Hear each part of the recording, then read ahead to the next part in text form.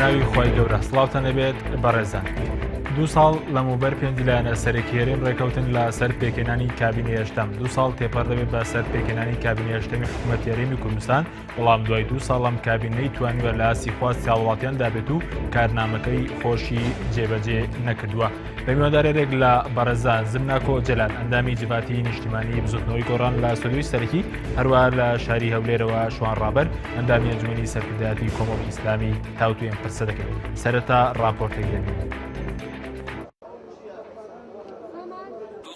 دەبڕێت بەسەر پێکێنانی کابینەی هەشتەمی حکوومەتی هەرێمی کوردستان. 2 ساڵ لەمەوبەر دوای 9 مانگ لە هەڵبژاردننی 21 نۆی 2013 پێنج لایەنە سەرەکیەکەی هەرێم ڕێککەوتن لەسەر پێکێنانی کابینەی هەشتەم. پارتی دیموکراتی کوردستان کە لیستی براو لە هەڵبژاردننی پەرلەمانی کوردستان بۆ یەکەمین جار لەگەڵ بزوتنەوەی گۆڕان ڕێککەوتن لەسەر بەشداریکردنی ئەو پارتە لە کابینەی هەشتەم.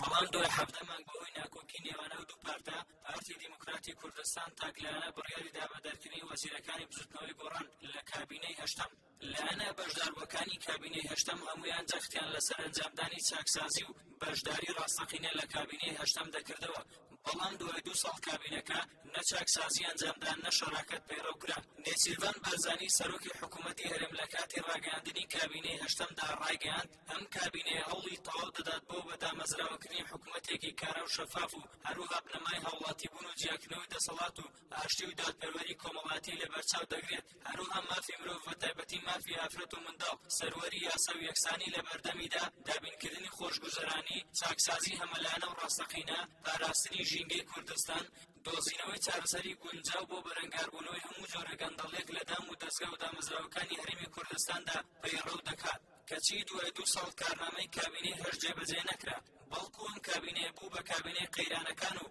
هاوڵاتیانی هەرێمی کوردستانی تووشی شۆک کرد. ئەم کابینەی حکوومەت موچەی هاوڵاتیانی کرد بە ڕوبع موچە و ئەو ڕوبع موچەش لە کاتی خۆیدا دابەش ناکات. لەلایەکی ترەوە هەر لە سەرەتای ڕاگەیاندنی کابینەکەوە پەرلەمانی کوردستان نەیتوانیوە لێپرسینەوە بکات لەگەڵ بەرپرسانی کابینەی هەشتەم. دوای پەخستنی پەرلەمانی کوردستانیش ئەم کابینە بەبێ چاودێری کارەکانی بەڕێوە دەبات و هیچ دەستگایەک نییە بۆ لێپرسینەوەی. هاوڵاتیانی هەرێم لە سەرەتای پێکێنانی کابینەی هەشتەم خۆشحاڵ بوون بە بەشداری پێنج لایەنەکە لە حکوومەت، بەڵام دوای نزیکەی 2 ساڵ بەهۆی قەیرانە سیاسیەکانەوە ئەم کابینەیە نەیتوانیوە بچووکترین خزمەتگوزاری بە هاوڵاتیان بگەێنێت.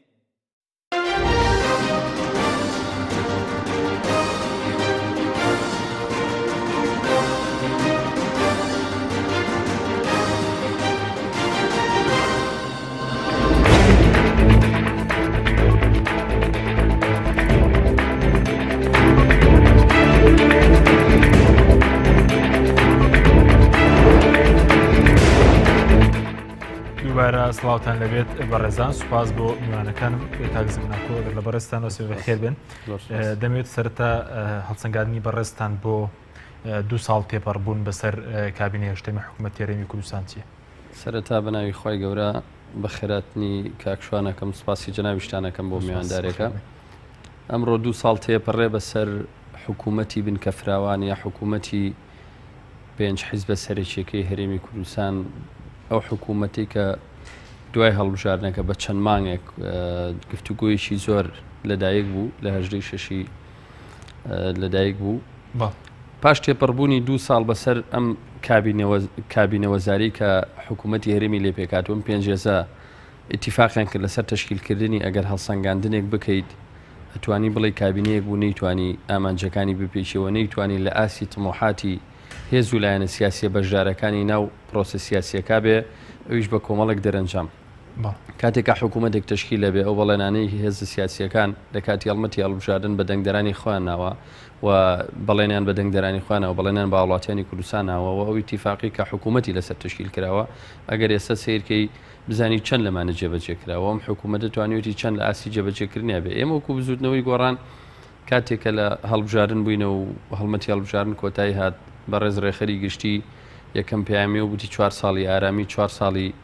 حکومڕانی پێکەوەی بۆ هەرێمی کوردستان بتوانین بەم قۆناغە ڕاگوزەری لە ڕۆژهەڵاتی ناوەڕاستا تێپەڕێ، بەم بارودۆخە ناهەمواری ڕۆژهەڵاتی ناوەڕاستی تێکەوت و بەم گۆڕانکاریانی لە پاش بەهاری عەرەبی و پاش دووبارە هاتنی داعش و دووبارە داڕشتنەوەی خەریتەکانی ڕۆژهەڵاتی ناوەڕاست داوامان کرد کە حکوومەتێک بێ لە ئاستی مەطلوبە بێ و لە ئاستی داواکاریەکانی هاوڵاتیان و بارودۆخە سیاسیەکە بێ. بەڵام بینیت حکوومەتێک کە هێز و لایەنە سیاسیەکانی اتفاقیان کرد لەسەر بەرنامەیەکی سیاسی و لایەنی براوی یەکەم کە پارتی بوو لەگەڵ لایەنەکان تر اتفاقیان کرد، بەڵام ئەو لایەنی کە حکوومەتی تشکیل کرد لەگەڵ هێز و لایەنەکانی پابەند نەبوو بە بەڵێنەکانی و حکوومەتێک نەیتوانی و داواکاری کەمی هاوڵاتیان جێبەجێگا ببەخشە کاکاشین بووی بڵێم حکوومەتێک ئێستا لەم کاتی قەیرانانە نەتوانێت بە 8 مانگ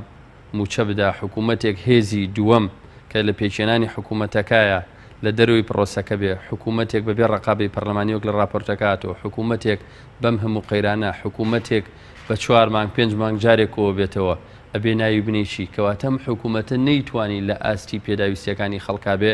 ئەبێ لە کوی بەرنمەکە یا لە درێژی بەرنمەکە بگەینە دەرەنجامی ئەوەی کێ بوو هۆکاری ئەمە کە هەموو هێز و لایەنە سیاسیەکان دەستیان درێژ کرد بۆ لایەنی براوی یەکەم، وتیان ئامادەین و سەرڕای هەموو تێبینیەکانمان وەرن با دەستە ناودەست حکوومەتێک تەشکیلکەین پێکەوە، ئەبێ بپرسین بچینە سەر و خاڵانی چی وای کرد و ئایا هێزی یەکەم کە بەرپرسیارەتی ئەم قەیرانە گەورانەی حکوومەتی لە ئەستۆیە بۆ ڕۆژەکەی گەیان بەم ڕۆژە کە نەتوانرێ وەکو پێویست حکوومەت لە ئاز داواکاریەکانی زۆر باشەوەی کە بەڕێز وتت ڕێخەری گشتی بستنەوەی گۆڕان باسی لە 4 ساڵی ئارامی دەکرد.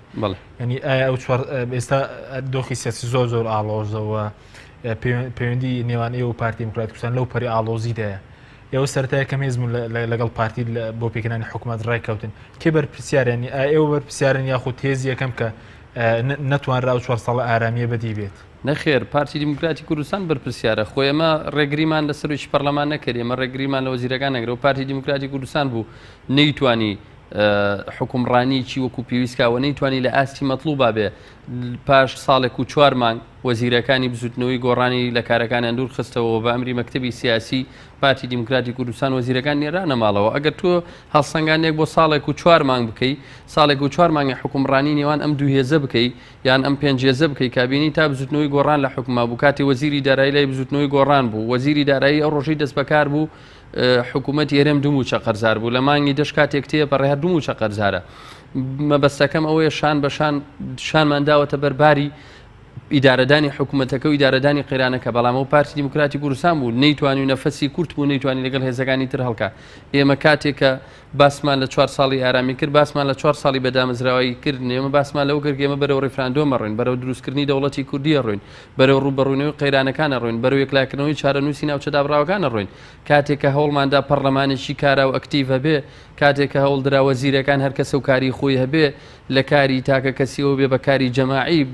کاتێک وەزیرەکان لەوێ هەوڵیاندا بەشدار من لە قەراری سیاسی لە داڕشتنی سیاسەتی ئابووری لە داڕشتنی سیاسەتی دیفاعی ئەم هەرێمە، ئەو پارتی دیموکراتی کوردستان بوو نەیتوانی تەحملی واقعەکەوە نەیتوانی وەکو پێویست لە ئاسی پێویستە بێ تەنها ساڵێک و 4 مانگ بڕی کرد بە ئەمری مەکتەبی سیاسی ڕێگری لە وەزیرە شەرعیەکان کرا بە شەرعیەتی دەنگدانی خەڵک چوونەوێ. وارام حکوومەتە بوو سەرۆکی ئەم حکوومەتەوە حیزبەکەم حکوومەتە بوو ڕێگری لە سەرۆکی شەرعی پەرلەمان و سکرتێری پەرلەمان و دەستەکانی تر کرد کە پەرلەمان دانیشتەکانی خۆی کا و بگەڕێنەوە بۆ هەولێر بۆ کارەکانی خۆیان. بۆیە بەرپرسیارەتی یەکەم لە ئەسوی پارتی دیموکراتی کوردستانە لەم فەشەلاوە و پارتی دیموکراتی کوردستانە سیاسەتی تاکلایەنەدا ڕێژێ هێزەکانی تر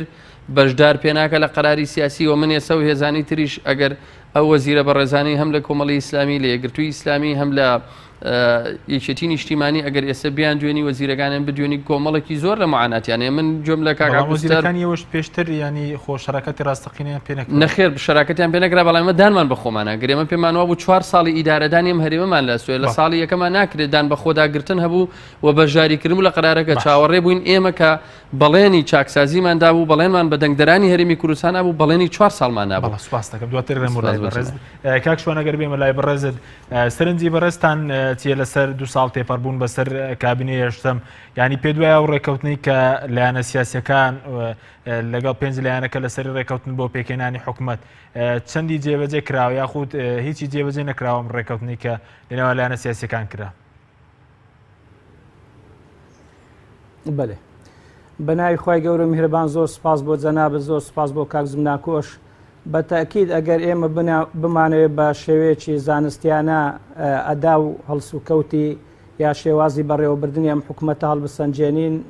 دەبێ وەکو یەک پاکێت تەماشای هەموو جانیب و هەموو لایەنەکانی بکەین،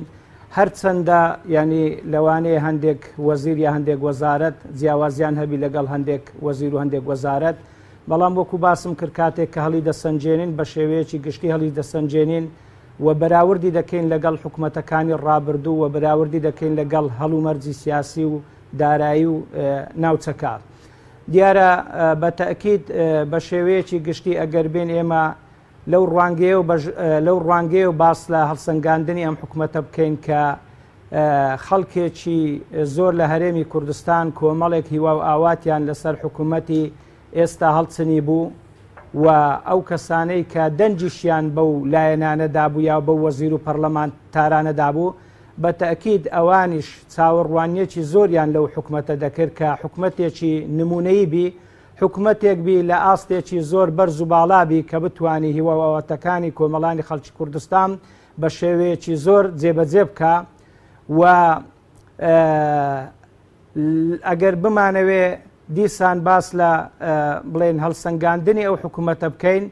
بە تەئکید ئەگەر تەماشای کۆمەڵێک ڕوو لە ڕووی سیاسی و یاسایی و هیواوەتەکانی خەڵک دەکەین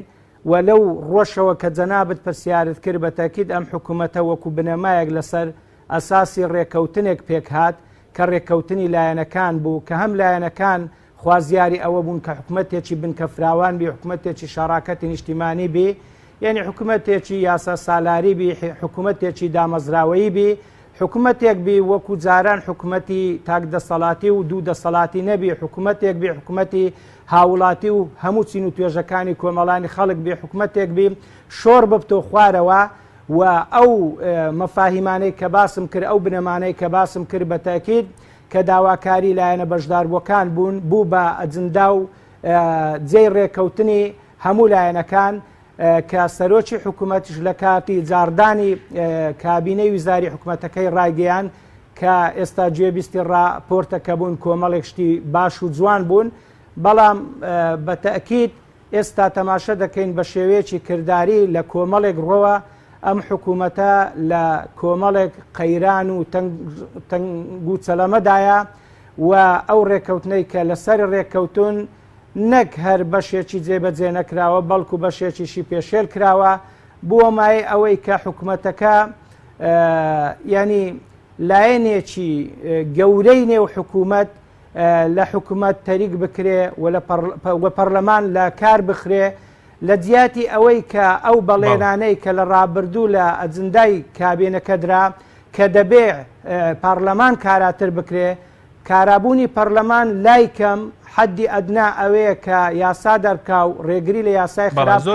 یاسا هەموارکە و چاودێری ینی ئەدای حکوومەتکە بەداخەوە ئەم حکوومەتە بوو لە جیاتی ئەوەی پەرلەمان حکوومەت لە کار بخا بە چاودێریکردنی بە هەڵسەنگاندنی حکوومەت بووە مای ئەوەی کە پەرلەمان لە کار بخاتن باشە کەواتە بەڕێزت ینی پێ دوایە ئەو ڕێکەوتنێک کە سەرەتا کرا لەنێوە لایەنە سیاسیەکان بۆ پێکێنانی حکوومەت کە خاڵە سەرەکیانی بریتیم و لە هاوبەشی ڕاستەخینە لە دەسەڵات چاکسازیکردن ڕوبەڕووبوونەوەی گەندەڵی ینی ئەمانە جێبەجێ نەکران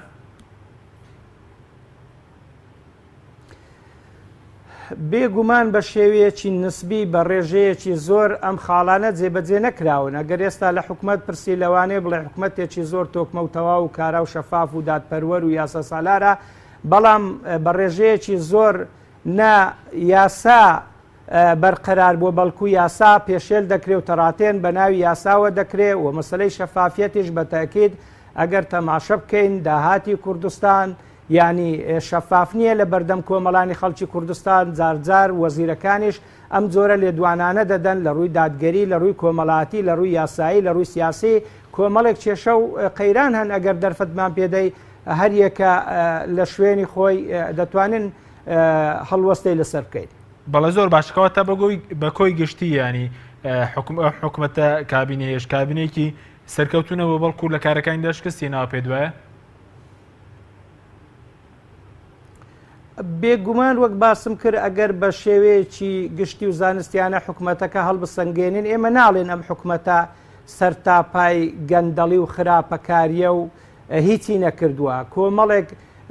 کاری کردووە بەڵام ئەم کارانە ئەرچی خۆینی لە هەڵسەنگاندندا کەمتر باسی کارەکان دەکرێت لە بەرەوەی جێبەجێکردنی ئەرکەکان ئەرچی خۆیەتی و خێرکردنی بە هاوڵاتیان بەڵام زیاتر دەبێ باسی کەم و کوڕی و گەندەڵیەکانی بکرێ بێگومان لە کۆمەڵێک ڕۆوە کۆمەڵێک کەم و کوڕی و گەندەڵی هەن کە دەکرێ بڵێن حکومەتێکی پرچێشەیە حکومەتێکی قەیراناویە یا حکومەتێکە بە مقارنەتەن بە نسبەتەن لە چاو حکومەتەکانی ڕابردوو کە دەبووە حکومەتێکی نمونەی بە حکومەتێکی وەکو پێویست سەرکەوتونیە لەبەرەوەی ئەگەر بێت و باس لەو ڕوانە بکەین کە باسم کرد کە مەجاالیانە تەماشە دەکەی لە ڕووی یاساییەوە ئەمڕۆ پەرلەمان لە کار کەوتووە کە پەرلەمانێک لە کارکەوی چۆن دەتوانانی یاسای نوێ دەرکە هەمواری یاسای تر بکە ڕێگیری لە یاسای خراپتر بکە پێشێلکردنی یاسا ڕێگیری لێ بکە و لە هەمان کاتیشدا چاودێری بەسەر ئەدا و دام و دەستگاکانی دەسەڵات و حکوومەتەوە بکاتن لە ڕووی سیاسیەوە یعنی تەماشە دەکەی ماڵی کورد لە یەک ترازاوە لایەنەکان بە یەکەوە کۆ نابنەوە پرۆسی ئاشتی تعتیل بووە لە ڕووی کۆمەڵایەتیەوە کۆمەڵێک کێشە هەیە کاتێک کە حکوومەت بەرنامەی خۆی ڕاگەیان باسی پاراستنی مافی مرۆڤی کرد تەماشە دەکەین بە هەموو چوونی توەژوو ڕەگەزەکان بەڕاستی کۆمەڵێک کێشەیە کۆمەڵێک داخوازی هەیە کۆمەڵێک لەی هەیە ینی مافی مرۆڤ ینی گرتنی بەناحەق هەیە کوشتنی بەناحەق هەیە ڕاوەدونانی بەناحەق هەیە و لە هەمان کاتدا ینی لە ڕووی کۆمەڵایەتیەوە تەلاق هەیە لە ڕووی ئابوووریەوە تەماشە دەکەی یعنی بڕەموچەیەکی زۆر کەم هەیە هەژاری هەیە نەداری هەیە کۆچکردن هەیە ینی کۆمەڵێک کێشەی سیاسی و ئابووری هەن لە سایه ئەوەی کە وەکو پێویست بەرنامەی حکوومەت کە ئەو لایەنانە لە سەری ڕێکەوتون کە حکوومەتێکی کارابی شەفافی هاوڵاتی بی مافی مرۆڤ بپارێزی حکوومەتێکی دامەزراوەیی بی حکوومەتێک بی یعنی دەسەڵاتەکان لە یەکتر جیا بکاتەوە هەژمونی حزب دابماڵی لە حکوومەتێک بی حکوومەتی هەمووان بی شەراکەتی بی شۆر ببتۆلۆ خوارەوە هەموو لایەنەکان بەشداری بکەن ئەو لایەنانێک کە بە پێ ڕێکەوتنە کاک حەکیمی بەڕێز بەشداریان کرد تەماشە دەکەی حکوومەتێکی فەوقی بوو تەنیا وەزیریان هەبوو یعنی مدیر عامیشیان نەبوو نەک قایم قام و محافظ و نازانم چێ هەتا ئێستا زیاتر حکوومەتی دوو حزب بووە وەکو کابینەکانی ڕابردوو یعنی بۆیە ئەوە ینی خاڵێکی زۆر نێگەتیڤ بوو بۆ ئەوەی کە ینی بەمڕۆ بگات جگەلەوەی کە مەسەلەی پەرلەمان کاراکردن کە حەقی خۆی پێنەدرا دەوری خۆی ببینی بۆ مای ئەوەی کە کێشە و ململانی لەناو پەرلەمان دروست بێت و پەرلەمان پەک بخرێتن. سپاس دەکەم دواتەگەڕێمە وڵای بەڕێزت زۆر سپاس کەسم ناکۆگەر بێم وڵای بەڕێزت ینی پێ دووە لایەنە سیاسیەکان هەڵەبوون لە بەشداریکردن لە کابینی هەشت بە زوتنەوەی گۆڕانش لەم دۆخەدا ینی بۆی کە ئێستا مەسەر کابینی هەشت بوو بە کابینی هەموو قەیران نەیتوان لە ئاسی خواسی خەڵکدا بێت نابە پێچەوانەوە ئێمە هەموو لایەنەکان ئەمانزانیوە ئێمە بەتایبەت لە گۆڕان ئەمانزانی کەمە کابینی قەیرانە ئەوم کابینەیە لە کۆمەڵە قەرانە تێپەڕێ بەڵام هەر هێزێکی سیاسی کە هێتە ساحە خۆی بە پیاوی ڕۆژە سەختەکان نەزانانی خۆی بە هێزی ڕۆژە سەختەکان نەزانانی ئێمە زانیمان ئەگەر وەکو خۆمان سیرکەین چەند وەزارەتێکمان وەرگرت و کە وەزارەتی پڕ لە قەیران بوون وەزارەتی پێشمەرگەمان وەرگرت دوی هێزی چەکدار و هەموو چەند هێزی هەفتا و هەشتا و کۆمەڵی هێزی لە یەکترازا وەزارەتی داراییمان وەرگرت حکوومەت لە بەردەمی قەیرانێکی گەورە وەزارەتی کۆمەڵە وەزارەتی ترمان وەرگرت بەڵام کاتێک کە بەشداریمان کرد ئەم هێزە سیاسیانە وعدێکمانە ئێمە کە لەگەڵ پارتی دیموکراتی کوردستان بەشداری ئەم حکوومەتاکەین پێمان وا بوو کە دەست لە ناو دەست بە ڕۆحێکی کوردانە بە ڕۆحێکی نەتەوەیانە لە ئاستی قەیرانەکانە ڕوبەڕووی ئەمە بینەوە بەڵام کاتێک کە تو ئەچیتە نێوان کابینە وەزارێکەوە ئەبینیت ئەو لایەنی کە لایەنی یەکەم و زۆرینی دەسەڵاتەکانی لە دەسیا پێچێنەری ڕئیسی حکوومەتە لە ئاستی پێویستانیە وەکو کاکشوان ئاماژەی پێدا تەنها ئیتیفاق بوو کە هەموو هێزەکان شۆڕبوونەوەی دابشکردنی دەسەڵات لە نێوان هەموو هێزەکانە بە جۆرەی استحقاقی انتخابی بێ بەڵامەوان تەنها لە بوعدی وەزیرە ڕایانگر و تا چەند مدیر عامێکات لەوێ ڕاگیرە تەوزیعی دەسەڵاتەکان نەکراوە بەشداری بە هێزەکانی تر نەکرا بۆیە لێرا پێم خۆشە ئاماژە بە شتێک بن کاتێک کە باسی شکستی حکوومەتەکەین من پێم وایە ئەم حکوومەتە پڕە لە وەزیری باش و پڕە لە کەسانی باش بەڵام ئەوەی ئیداری حکوومەتەکەکە کە نێچیروان بارزانانی سەرۆکی حکوومەتەکەیە و ئەو هێزی کە لە پشتی نێچیروان بارزانیوەیە ئەوانن ئەیانوێ حکوومەتێک بێ کە حکوومەتی خۆیان بێ و حکوومەتی قەیرانەکان بێ هەمیشە حیزب و هەمیشە کەسەکان ڕۆڵیان هەبێت وەزیرەکان دەسەڵاتیان پێنەدەن پارتی مەسەرە سەرۆکی حکوومەت لە سدای حکوومەتی قەیران بێنی بەڵێ بەڵام ینی ڕەنگەوانیش پێیان باش بێ باشی خزمەت گوزاری پێشش خەڵکەنی بۆ ئەندیانە حکوومەتی قەیران بێت لە هەر کاتێکا قەیران بوو کەسی یەکەمەکە دەسەڵاتی زۆرترە بێ ئەگەر حکوومەتێکی ئاسایی بێ و حکوومەتێک بێ لە کاتی ئاسایی هەموو هێزەکان بەشداری پێ بکەن ئەو کاتە هەموو وەزیرێک دەسەڵاتەکانی خۆی بێ پێ بدرێ بوجی تەواوی لەبەردەسا بێ هەموو وەزیرەکان ئیشی خۆیانەکەن دەستکەوت بۆ هێزەکانی خۆیان کۆکەنەوەیان هەمیشایانەوێ لە دەستیەوانە بێ ئەنجومەنی وەزیران کۆنابێتەوە تاوانی وەزیرێک نییە هەموو وەزیرێک ئامادەیە لە موعیدی خۆی ئامادەی کۆبوونی ئەنجومەنی وەزیران 4 مانگ جارێک سەرۆکی حکوومەت نایە ئەنجومەنی وەزیران کۆبێتەوە کاتێک کە وەزیرێک بەیانی ئەوێ بچێ بۆ دەوام تۆ ڕێگریلەیەکی بە زەبری هێزەڵی تۆ مافیونێ بچی بۆ دەوام کاتێک وەزیرێک بودجەی نادەیتی من لەم ڕۆژانە جۆم لە تەسریحێک بۆ لە وەزارەتی بۆ نەکشتتوکال کە لای کۆمەڵی ئیسلامی هەڵە چەند 2 ساڵە هیچ بودجەیەکی بۆ تەرخان ناکرێت لە بودجێ حکوومەتی هەرێمی کوردستانە تۆ تا کەی ئەم وەزیرەشێک وەزیرێکی کارا و سەرکەوتوو بێ کە دەستی کە لە بچاکەی بۆ نمونە وەزیری کارەبا کە لای یەکگرتووی ئیسلامی بوو ناچاریان گری استیقالەکە سوتەمەنیان لێبڕی وزەیان لێبڕی وای لات وەزیرەکەی استیقالەی کرد دوایەوە کە کاتێک وەزارەتەکە چوە دەستی خۆیان وەزارەتەکە ئەم قەیرانانەی نایڵێ لەبەرەوە بە ئارەزوو بە قەزد هەر وەزیرێ بێوێ جوڵەکە هەر هێزێک بێوێ جوڵەکە بێوە بەشدار بێ لە قەراری سیاسی لەم حکوومەتە سەرچاوەکانی دەسەڵاتی لێبڕن بۆ نمونە داهاتی لێبڕن پارەی لێبڕن نسری لێبڕن لە بەردەسیەتی یا ئەو هۆکارانی کە وەزارەتەکەی ڕەبتەکاتەوە بە ژیانی ئاسایی خەڵکەوە لێبڕن بۆیە وای کرد حکوومەتێکی قەیراناوی بێ چونکە هەمیشە لە قەیرانە ئەو کاتێ دەسەڵاتەکانە گەڕێتەوە بەلای سەرۆکی حکوومەت کە خۆی ئێوێ قەرار بە بۆیە ئەم هێزانەی تر تەنها بەشداریان پێکراوە بەشدار نین لە داڕشتنی سیاسەتی حکوومەتەوە بەشدار لە سەرتاوە ڕازی بوونیانی تۆ هەموو کارێکی سەرەتا لەسەر عقد و لەسەر پەیمانە کاتێکاچی تا نەچیتە ناوی شەوە تا نەچیت ناوی شەو ڕاستیەکان کەشف نابێت کە ئێمە چوین هەموو هێزولایەنە سیاسیەکان بە مەسئولیت و مامەڵەمان لەگەڵ واقعەکە کرۆ تحملی مەسئولیتمان کردوە و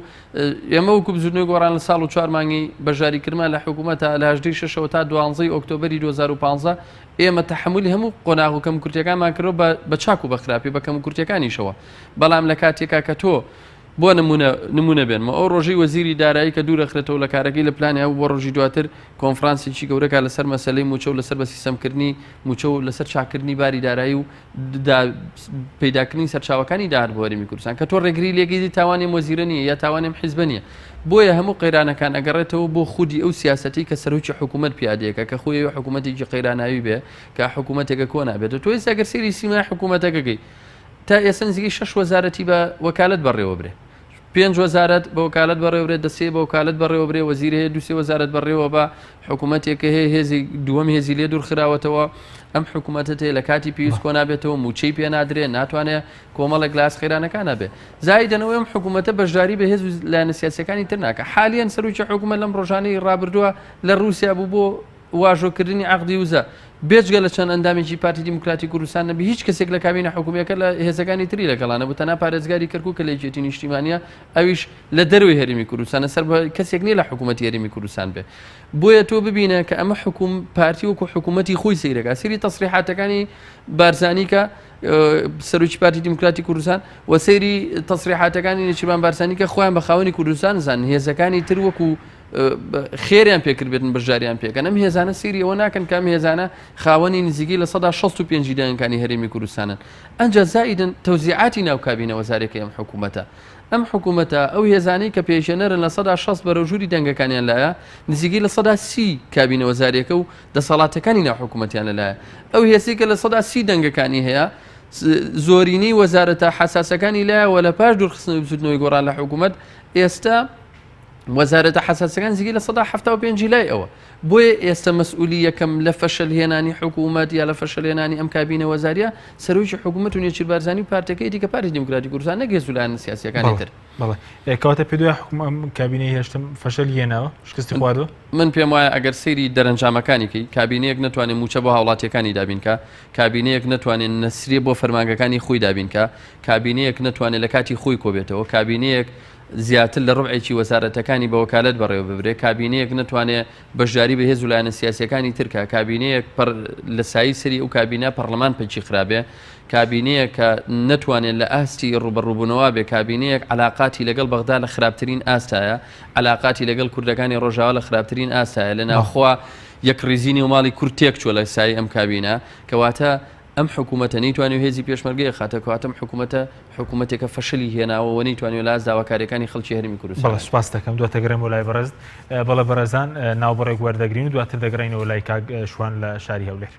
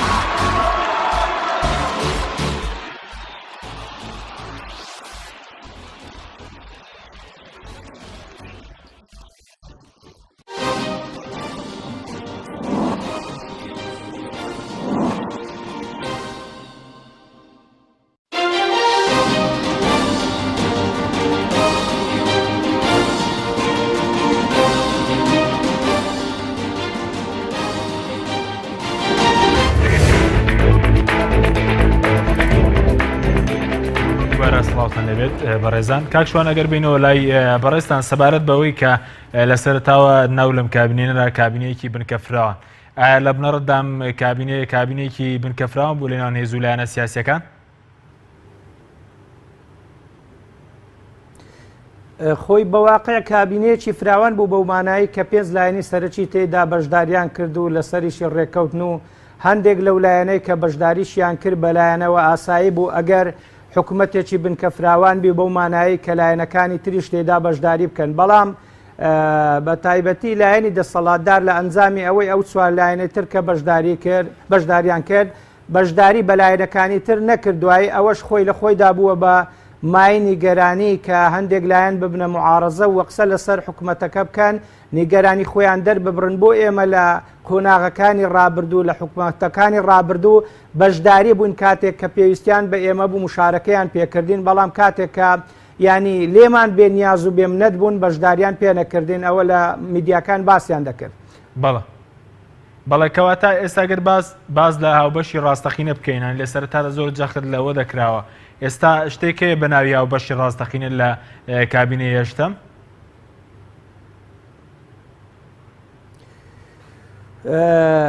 لە ڕاستیدا بەپێی ئەو ڕێکەوتنەی کە لایەنەکان بەشداریان کرد و حکوومەتیان لەسەر بینا کرد بە تەئکید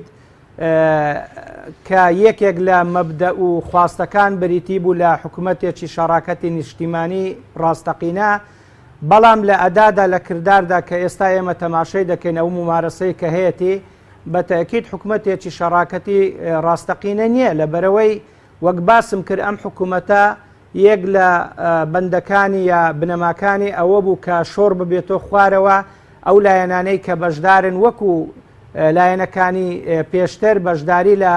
هەموو جومگەکان و دامەزراوەکان دابکەن بەڵام زۆر بەداخەوە کە بەشداریان پێ نەکرا ینی تەماشە بکەین بە تایبەتی ئێمە وەکو کۆمەڵی ئیسلامی کە زیاتر ینی ئاگامان لە خۆمانە ینی باش دەزانین کە ینی داوامان کرد کە قایم قاممان پێ بدرێ مدیر ناحیەمان پێ بدرێ مدیر عاممان پێ بدرێ وەچی وەزیرمان پێ بدرێ هەموو ئەو شتانەی کە پێشتر بە پارتی بە یەکێتی دراوە پێویستە بە کۆمەڵ و گۆڕان و یەکگرتوش بدرێ بەڵام بەداخەوە لە کرداردا و بەرجەستە نەبوو بۆیە ئەوە پێی ناگوترێ حکوومەتی شەڕاکەتی ڕاستەقینە کە ئەوەش دەبێتە مای ئەوەی کە هەموو لا وەکو یەک لی بەرپرسیار نەبن وەکو یەک ممارەسە نەکەن و ببێتە مای نیگەرانی و جێی ناڕەزامەندی هەم ئەم لایەنانە و هەم هەوادارانیان زۆر باشەکەوە تا ئەو ڕێکەوتنە کە لە سەرتاوە کرا ڕێکەوتن نێوان 5 لایەنەکە بۆ پێکێنانی حکوومەت تەنها لە ئاسی حکوومەت جێبەجێ کراوە یعنی تەناوەیە کە وەزیر دراوەگەرنا لەخوا بۆ لە خوارەوە جێبەجێ نەکراوەم ڕێکەوتنە بێگومان لە کرداردا کە تەماشە دەکەین بەپێی ئەو بەڵگانەی کە باسم کرد ینی شۆڕنە بۆ خوارێ ئەم بنەمایە کە حکوومەتی لەسەر پێکات جێبەجێ نەکرا بەڵام من وەکو ڕێی خۆم ئەوە دەڵێم بە هەر حاڵ مشکیلە نییە ئەو سێلایەنە تر کە بەشداریان کرد وەکو پێویست لە خوارەوە ینی لە دام و دەستگاکان بەرپرسیارەتیان پێ نەدرا خۆزگە حکوومەتەکە حکوومەتێکی متەفەویق و سەرکەوتوو بە حکوومەتێک باە ینی لە ئاستی تموحات و داخوازیەکانی کۆمەڵانی خەڵکی کوردستان دابا حکوومەتێک با نەببایە حکوومەتی کێشە و تەنگژە و چەڵەما ئەم هەموو کێشە سیاسی و یاسایی و ئابووری و کۆمەڵاتی و جڤاچی و حتا جاری وهەیە ئەمنی ینی بەرپانە ببانە حکوومەتێک با حکوومەتێکی ڕۆبۆت با حکوومەتێکی ئۆتۆماتیک با حکوومەتێکی دینامیک باە بەو شێوەیە بەڕێوە چوبایە کە داخوازیەکانی خەڵکی جێبەجێ کرد باە مافی هاوڵاتیانی پاراز باە مافی مرۆڤی پاراز با حکوومەتی هاوڵاتی گەرایی باە یعنی هاوڵاتی یالایەنەکان داخوازی خۆی لەوێ بەرجەستە ببایە بەلای ئێمە زۆر ئاسایی بوو بەڵام حکوومەتەکە لە نەتیجە بووە مای ئەوەی کە هەم کوتلەیەکی گەورەی پەرلەمانی لە حکوومەت بەدەرێ بنێ ئەوەش ببێتە مای ئەوەی کە بە وەکالەت وەزارەتەکان بە خەڵکی تر بپارێزی بسپێری 5 وەزیر 2 وەزارەتی هەبێ و لە هەمان کاتیشدا ئەو وەزارەتانە هیچیان وەکو پێویست بەڕێوە نەچن و لە کۆی پرۆسەکەش وەکو حکوومەت کۆمەڵێک کێشەی هەمەلایەن بێنە ئاراوە بە تاکید ئەوە لە هەڵسەنگاندندا نسبەیەکی خراپی پێدەدرێت شتێکی باش نیە ئەگەر نا بە پێچەوانەوە حکومەتەکە حکوومەتێکی باشبا گرفت نەبوو. باشە زۆر باش سەبارەت بەوەی کە بەڕێز وتت کە لایەنەکان لەسەر ئاوبەشی ڕاستەقینە ڕێککەوتبوون. ئێستا سەبارەت بە ینی مەسەلە مەلەفە گرنگەکانی هەرێمی کوردستان ئێستا لە نێوان هێزە سیاسەکان دابش بوون لە مەسلەی نەوت لە مەسلەی دەستگای ئەمنیەکان لە مەسلەی پەیوەندیەکانی دەرەوە لە مەسلەی دارایی ئەوانە ئایا هاوبەشی ڕاستەقینە هەیە یاخود نییە لەمڕۆوە؟ جا هەر یەک لەو دۆسیانەی ئەو پرسانەی کە جەنابەت باسەکەی ئەوانە هەمویان لە زمنی ئەوەین کە بیکەینە بەڵگە کە حکوومەتەکە حکوومەتێکی تەوافقی نەبووە، حکوومەتێکی شەراکەتی نەبووە کە باست کرد جەنابەت. بۆ نمونە لە مەسەلەی شەفافیەت ئێستا ینی غەیری چەند کەسێک لە حکوومەت چێ دەزانی لەلایەنەکان ئەوانەی کە وەزیریشیان لەوێن هەرچەندە هەوڵدرا ڕەخنەگیرا بردی بۆ پێکات ینی بەڵام لە نەتیجەدا فەشەل بە هەموو شتەکان هێندرا وانەکرا کە ئەم کابینە وزاریە کە نوێنەری هەموو لایەنەکانی تێدایە هەمویان بێن لە داهاتی هەرێمی کوردستان ئاگدار بن بۆ ئەوەی لی بەرپرسیار بن سکات و ئەگەر قسەت دە شتێکدا نەبی خاوەن بڕیار نەبی خاوەن سەلاحیەت نەبی لە چ لی بەرپرسیاری. مەسەلەی پەیوەندیەکان تەماشە دەکەی ینی لەسەر ئاستی ناوخۆ پەیوەندی لەگەر کۆمەڵێک لایەن خراپە ینی لەگەڵ حکوومەتی بەغدا خراپە و زۆر جاریش حکوومەتی هەرێمی کوردستان ئەسڵەن لە ڕووی سیاسی و لە ڕووی ئابووری و لە ڕووی سمعەگەراییەوە شانازی بەوە دەکات کە ئەم حکوومەتە ئەم سەردەمە سەردەمێکی زێڕینە و ناوزادی دەکەن کە ئەو پەڕی پەیوەندیمان لەگەر وڵاتان هەیە. هەرێمی کوردستان لە هاوچێشەکەدا حسەی ئەسەدی بەرکەوتووە، پارەیەکی باشمان بۆ دێ، دەورمان هەیە، باسمان دەکرێت، بەڵام کە یعنی ئەگەر وایە بۆ ئێستا مەسەلەن سەبارەت بە پێشمەرگە ئێمە و پەڕی ڕێزمان بۆیان هەیە پێشمەرگە بە شێوەیەکی گشتی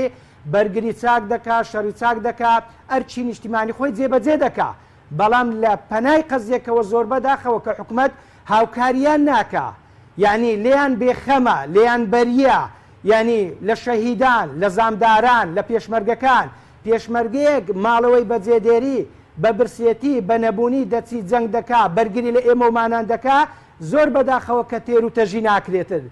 لەلایەکی ترەوە ئەگەر هاوپەیمانی نێودەوڵەتی نەبی لە خلالی یعنی 20 قسوور ساڵی ڕابردوو کە ئێمە خاوەنکیان و حکوومەتێکی سەر بەخۆی خۆین نەمانتوانیوە هێزێکی موحەدی یەکبوو هەڵ کە بتوانین بەسەر بەخۆی بەرگری لە خۆمان بکەین. هەتا ئێستا ینی یەکەی هەشتا و هەفتا هەیە پێشمەرگە یەکتری نەگرتیتەوە ینی کوردستان یەک خیتاب نییە یەک علاقات نییە یەک بڕیار نییە ینی لایەنێک پەیوەندی لەگەر وڵاتێک بەهێزە لایەک دژێتی واروها ئیتر بڵێ بەڵێ سپاس دەکەم دوات تێگەڕێمەوە لای بڕێز کاک زمانە تۆش هاوڕای کە ئێستا مەسەرن سرجەم مەلەفە گرنگەکان ینی بە هاوبەشی دابەشکراوە یاخود تەنها لای هێزێکە لە هەرێمی کوردستان کورد نەک دابشکراوە هەر شاراوەتەوە لە هێزەکانی تر. من یەک نمونەیەنمەوە لە پاش دوورخستنەوەی وەزیرەکانی گۆڕان دەستەیەک پێک هات لە سەرۆکی حکوومەت وەزیریی پارتی لەگەڵ وەزیری یەکێتی لەگەڵ وەزیریی کۆمەڵ وەزیری یەکگرت و بۆ بەداداچوونی سەرچاوەکانی وزە و داهات و بەداداچوون و شەفافێتی داهاتی نەوت. ئێستا سەرۆکی حکوومەت لە رووسیا لە مؤتەمەرێکی وزە چی لەمانە برۆ لە غێری پارتیەکان لەگەڵ خۆی وەفدێکی مەکتەبی سیاسی لەگەڵ وتەبێژی حکوومەت برۆ چێ لەمانی برۆ لەگەڵ خۆی. ئەمە نزیکترین نمونەیە کە ئێستا لە بەردەسای لەم حاڵەتا لە بەردەسی ئێمانانە نەک بەشداری پێ نەکرا و شتیان لێ شاراوەتەوە دوور خراونەتەوە ئەگەر شتێکیش دەسەڵاتی لایەن بە دەسەڵاتەکان لێ وەرگیراوەتەوە. بۆیە ئەبینی ئەم هێزانە تەنها بەشداریشان پێکراوە نەکراون بە شەریک لە قەراری سیاسی کاکە هەموو هێزیکی سیاسی هەموو هاوڵاتیەک ئەگەر بتەوێت بەشدار بێت لە قەراری سیاسی دوو مافی هەیە یەکیان مافە یەکیان ئەرکە ببورە دوو یەکیان مافە یەکیان ئەرکە مافی هەیە کە بەشدار بێت لە قەراری سیاسی و ئاگای لە داهات بێ و ئاگای لە بەشێک بێت لە قەراری سیاسی و ئەرکی شێتی لە کاتی قەیرانەکان لە کاتی ئەزەماتە لە کاتی کێشەکانە بەرگری لەم حکوومەتە بکە. بەڵام بە من بڵێ کام لەم هێزانە لە ئەرکەکە زیاتر مافی پێدراوە تەنها لە وەزیرەکان زیاتر چیم مافێک بەم وەزیرانە دراوە لەکوێ ئەم قەرارە سیاسیانە ئەم قەرارە قەتعیانە کاتێک عەقدی 50 ساڵی وزە لەگەڵ تورکیا ئەکرێ چه حیزبێکی تراکای لێیە کاتێک علاقات لەگەڵ بەقاتێکە درێت چه حیزبێکی تراگەی لێ جا کاتێک علاقات لەگەڵ وڵاتێکی لەگەڵ هێزەکانی ڕۆژاوای کوردستان لەگەڵ شەرفانان تێکە درێ هێزەکانی تر بەشداری نم تێکدانی علاقات دروستەکرێت تێکە درێ ئەهێنێتەوە برێ تەنها پارتی دیموکراتی کوردستانە قرارەدا لەم قەیرانانە لەبەر ئەوە هێزەکانی تر نەک بەشدارین دوور خراون تۆ شیشان لە شاراوتە پێ دوایانە لە سەرتاشەوە میوان وەکو میوان وابوون لە کابینە هێشتم پێم وابێت ئەوڵەوە جۆرێک لە هەنگاوندا بەڵام کاتێک کە سیریان کرد خەریکە ڕقابەیەکی پەرلەمانی ڕێکوپێک دروستە بێ خەریکە وەزیرەکان وەکو وەزیریی پرۆفیشنال مامەڵاکەن تۆ سێریکە سەرەتای ئەم قەیرانە لە چۆ دەسی پێکرد کاتێکە ئەوترا ئیسجوابکرێ وەزیر شتەکانی ئامادا کرد بچێ بۆ بەردەمی پەرلەمان وەڵام باتەوە سەرۆکی حکوومەت ڕێی لە وەزیرەکانە کرد من چەند لەو هاوڕانەکە وەزیر بوون کاتی خوان ئامادەکرد بچن بۆ بەردەمی پەرلەمان بە ڕەحابەتی سەدرەوە بچن وەڵامی پرسیارەکانی پەرلەمانتاران بنەوە سەرۆکی حکوومەت ڕێگری لێکردون لێرە و شتەکە دەستی پێکرد و هێدی دەسەڵاتەکان لە وەزیرەکان کەم کرایەوە هێدی کار کرا بۆ پەخستنی پەرلەمان هەتاوەکو دەرەنجام بەوگەی ئێستا 8 مانگە پەرلەمان پەجی کەوتووە 8 مانگە هێزی دووەمی کابینەکە دوور خراوەتەوە 8 مانگە حکوومەت چەند کۆبوونەوەی کرد کە لە پەنجەی دەستی ناپەڕێ لە 4 کۆبوونەوە تێناپەڕێ 8 مانگەم حکوومەتە تەنها سێنی و موچی داوە 3 ڕبع موچی داوە لە ساڵی 2015 چەند موچی 4 موچە بۆ 5 موچی هاوڵاتیان قەرزارە ئەم حکوومەتە نەیتوانێت وڵاتی قەرانەکانە بێت لەگەڵ بەغات تاکو نقطەی سفر هەموو دەسەڵ هەموو پەیوەندەکانی تێگاوە لە بودجا لە هەموو شتێکا تێکی داوە لە هەموو هاوکاریەکە لەگەڵ بەغاتێکی داوە تو سێری کە حکوومەتەکە وای لێ هاتوو ئێستا تەنها سەرۆکی حکوومەت ئەگەر ئیرادەی بێ سەفەرکە ئەگەر ئیرادەی بێ قرار بە یا ئەو وەزارەتی دارایی کە ئێستا نوێنەرێکی پارتی دیموکراتی کوردستان ئیدارەیەەکە قرار بە موچە هەیە نیە ڕبع موچەکەی دابەشەکرێ لەبەرەوە سیمای حکوومەتەکەی و حکوومەتێکە بەرەوە ئاڕاگەر لە هەر وڵاتێکی تر بۆە بەرپرسیارەتی بۆە سەرۆکی حکوومەت خۆی دەسی لە کار بکێشایەتەوە ببینای وڵات بەم هەموو قەیرانانە تێپەڕێ بەڵام زۆر باشە دەبوو سەرۆکی حکوومەت یان پەرلەمان بتوانێت وەروچایە ئەگەر بەرپرسی حکوومەت یا سەرۆکی حکوومەت لە ئاستی بەرپرسیارەتیە بۆە و شعور بالمەسئولیتیا بۆە بۆ ئەم هەموو قەیرانەکە هەیە ئەو هەموو هاوڵاتی ئەو هەموو خانەنشینی ئەو هەموو کەم ئەندامە کە ڕۆژانەمانەگرن کە بەدەیان و بە سەدان سەعات لە سەراوەسن بۆ وەرگرتنی ڕبع موچەیەک ئەگەر ئەم هەموو قەیرانە هەیە ئەم هەموو هاوڵاتی بێپارابینی ئەم هەموو دۆخەنە هەموارە لە کوردستانە سەرۆکی حکوومەت خۆی کەسێکی بەرپرسیار بۆە لە بەردەمی مەسئولیتە و بەرامبەر بە سوێنەکەی خۆی مسؤول بۆە بای سەرسی لە کارکێشاتەوە ئەگەر ئەوش ئەو مەسئولەتیانە بوو پەرلەمانێکی کارا هەبواە بە یەکێک سەرۆکی حکوومەت حکوومەت هەست بە بەرپرسیارەتی ناکە بەرامبەر بە خەڵکی کوردستان نەخێر پێم وایە بە بەرپرسیارەتی ناکە سەرۆکی حکوومەت لە هەموو ئەو قەیرانانە بێباک بێ و هیچ قسەیەکی نەبێت پێم وایە هەست بە بەرپرسیارەتی ئەو بەڕێز باس سوێند خواردکی سەرۆکی حکوومەتی کرد ینی پێ دوایە سوێندەکان کەوتووە بەرامبەر خەڵکوستان واللهی ئەوە بێ لیژنەی فتووانە قرار بە لەسەر بەڵام پێم وایە لە ئاستی مەسئولیەتی سوێنەکەیانە بووە و من پێم وایە بەرامبەر گەورەی سوێنەکە نەیتوانیوە ئەرکەکانی خۆی جێبەجێ بکات. زۆر باشە سوپاس دەکەم دواتەگرم بۆ لای بەڕێز کاکشوان ئەگەر بینەوە لای بەڕێزتان سەبارەت بە مەسەلەی جێبەجێکردنی باڵێنەکان ینی پێ دوایە تەنیا و ڕێکەوتنیوان لایەنە سیاسیەکان جێبەجێ نەکرا بۆ پێکێنانی کابینە هێشتم یاخود کارنامەی حکوومەتی جێبەجێ نەکرا لە کابینە هێشتم.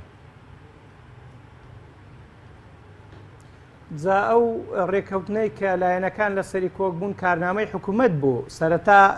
لایەنەکان یەکێک کە لەگەڵ لایەنی دەستپێشخەر لەگەڵ پارتی دیموکراتی کوردستان دانیشتن کە ویستی بڵێن حکوومەت پێک بینی هەر لایەنە و بەتەکید یعنی کارنامەی خۆی هەبوو داخوازی خۆی هەبوو ئێمە وەکو کۆمەڵی ئیسلامی کارنامەیەکمان هەبوو ئامادەمان کردبوو بۆەوەی لەسەر ئەو ئەساسە لەسەر ئەو بنەمایە ڕێککەوین لەگەڵ حکوومەت و بەشداریش بکەین دواتر لایەنەکان لە کۆی پرۆسەکە هەمویان بە یەکەوە دانیشتن لەسەر کارنامەیەک ڕێککەوتن بۆ ئەوەی ئیتیفاقیەکی فەرمی لەسەر بکرێت ئیتیفاقیەکەیان لەسەر کرد کرا بە ئەجندا و کارنامەی حکوومەت کە سەرۆکی حکوومەت لە بەردەم پەرلەمان بیخاتەڕ و فعلەن کە خستیە ڕوو کۆمەڵێک بنەما و چەمک و مەفاهیمی جوانی تێدا بوو بە لایەنی نەزەری واتە هەم لایەنەکان لەسەرەوە ساسە بەشداریان کرد بێگومان لایەنەکانیش خاوەنی کۆمەڵێک هەوادارن و نوێنەری کۆمەڵێک خەڵکی هەرێمی کوردستانن بۆ ئەوەی هیوا و ئاوات و خەونەکانی ئەو خەڵکە بێتە جێ بەڵام زۆر بەداخەوە دواتر ئەم کارنامەیە بە دەستەپاچەی مایەوە واتە هەر لە چوارچێوە و جوغزی نەزەری و تیۆری مایەوە نەچوە چوارچێوەی تەطبیقەوە بۆیە ئێستا نەک خەڵکی بەشدار بوو لایەنە سیاسەکان وەکو خەڵکی ڕۆشنبیر بەڵکو خەڵکی نەخوێندەواریش وەکو خەڵکی عەوام حەز بەوە دەکەن کە ئەو کارنامەیە جێبەجێ نەکراوە، داخوازیەکانی خەڵک جێبەجێ نەکراوە. ئەم حکوومەتە لە ئاستی هیواواتەکانی خەڵک دانیا لە ئەنجامی چی لە ئەنجامیەوەی کە دەبینن کۆمەڵێک کێشە و قەیرانی هەمەلایەن لە هەرێمی کوردستان هەیە، حکوومەتیش زۆر جار خۆی لێ بێخەم دەکا، خۆی لە بەرامبەردا بە پرسیار نازانی، بەدەمیاوانەوە نایە کە ئەم کێشانە وەکو پێویست چارەسەر کە ئەگەر نا مەجای تێدایە، ئەگەر مەجای تێدا نەبی بە هەر حاڵ، بەڵام مەجای تێدایە. مەجالەکە چیە؟ بۆ نمونە لە ڕووی دارایی تەماشە دەکەین خەڵکێکی زۆر و زەوەن لە هەرێمی کوردستان زۆر هەژار و نەدارە، هاواری لێ هەڵدەستی نرکەوناڵی دێ، بەڵام خەڵکێکیش لەسەری دەڕژێ مەشاریعەکان لە کار نەکەوتون. ئەو شەریکات و مەشاریعانەی بەڵێ لە کوردستان هەنە لە کارکەوتون، لەوانە هی خەڵکێکی بێپشت و پەنابن، بەڵام ئەوانەی کە سەر بە لایەنی دەسەڵاتدارن بەڕاستی نەکاریان ڕاوەستاوە، نە پرۆژیان ڕاوەستاوە، ینی زۆر دەوڵەمەندن، زۆر هەبوون، باڵەخانەی بەردەوام، مەشاریعی بەردەوام دروست دەکەن، بەردەوام بازرگانی بین المللی دەکەن، بەڵام خەڵکیش دەبینن لە وەزعی باری ئابووریدایە. زۆر باشە. تۆش پێ وایە ینی ئەوەی کە بەڕێز وتت ئەم کارنامەی حکوومەت و وەڕێکەوتنیەوە لایەنە سیاسیەکان جێبەجێ نەکاتیەوە هاتووە کەم حکوومەتە فەشەلی خۆی ڕابینێت و دەست لەکار بکێشێتەوە؟ خۆی کێشەی ئێمە کاک حەکیمی بەڕێز ئەوێ لە کوردستان یاسانیە، یعنی معایر نییە، مەقایس نییە. ئەگەر نا بە پێوەر و عرفی نێودەوڵەتی تەماشە دەکەین لە وڵاتان بۆ نمونە لە ڕووی ئەمنیەوە یەک کێشە ڕوو دەدا، تەقینەوەیەک دەکرێت وەزیری ناوخۆی استقالە دەدا، یعنی پارەدا دەبەزی، یەکسەر وەزیری دارایی استقالە دەدا. یعنی لەو ماوانە لە فەڕەنسای تەقینەوەیە کرا، تەقینەوەیەکی بەسیط بوو لە چاوەوەی کە لە کوردستان کراون. یعنی دوو وەزیر استقالیاندا، وەزیرێک کە وەزیری داد بوو، وەزیری پەیوەندیداریش نەبوو. یعنی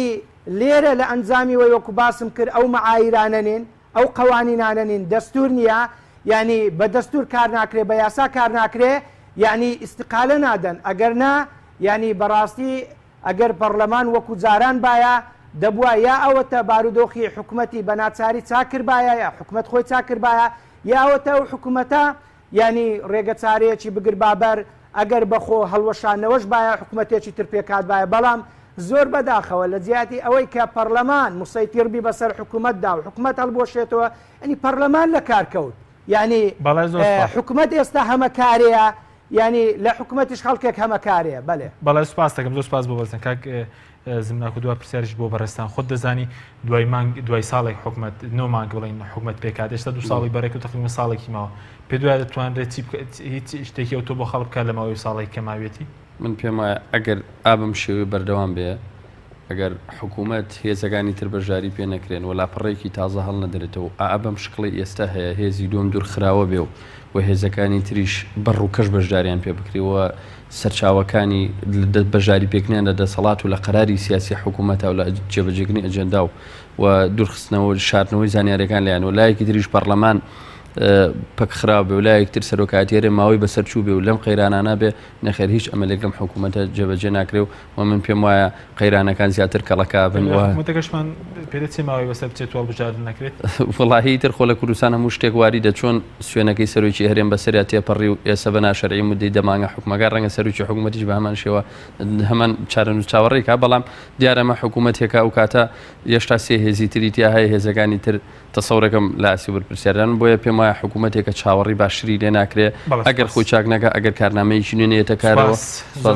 سپاس بۆ ڕێک لە بەڕێزان زمناکۆ جەلال ئەندامی جباتی نیشتمانی بستنەوەی گۆڕان کە لە ستۆری سەرەکی لەگەڵمانەوەروە شوان ڕابەر ئەندامی ئەنجومی سەرکرداتی کۆمەڵی ئیسلامی کە بەڕێزیان لە شاری ئەو لێرەوە لەگەڵ مام. سپاس باوکارانم، سپاس بۆ ئێوەش بینەرانی بەڕێز تا بەرنامەیەکی تر بەخواتە نەسپێن خواتان لەگەڵ.